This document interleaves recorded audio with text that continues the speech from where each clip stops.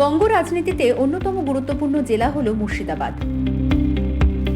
23শে April প্রথম দফায় vote মুর্শিদাবাদে। এই জেলায় মোট 22টি বিধানসভা কেন্দ্র রয়েছে। এই কেন্দ্রগুলি হল ফরাক্কা, শামসেরগঞ্জ, সুতি, জঙ্গিপুর, রঘুনাথগঞ্জ, সাগরদিঘি, লালগোলা, ভগবানগোলা, রানীনগর, মুর্শিদাবাদ, নবগ্রাম, খড়গ্রাম, বড়োয়া, কান্দি, ভরতপুর, রেজিনগর, বেলডাঙ্গা, বহরমপুর, হরিহরপাড়া, নওদা, ডোমকল, জলঙ্গি। 2021 সালের বিধানসভা নির্বাচনে এর মধ্যে 20টি আসন দখল করেছিল তৃণমূল কংগ্রেস।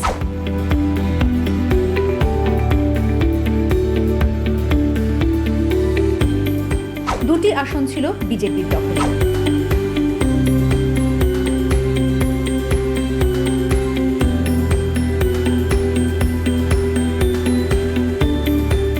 প্রসঙ্গত বলা যায়, এসআইআর-এ সবথেকে বেশি নাম বাদ গেছে মুর্শিদাবাদেই। 4,55,132 জন ভোটার তালিকা থেকে বাদ পড়েছেন এখানে। সাম্প্রতিক সময় বিভিন্ন কারণে সংবাদের শিরোনামে উঠে আসা মুর্শিদাবাদের ভোটের দিকে নজর রয়েছে এবং থাকবে রাজ্যবাসীর।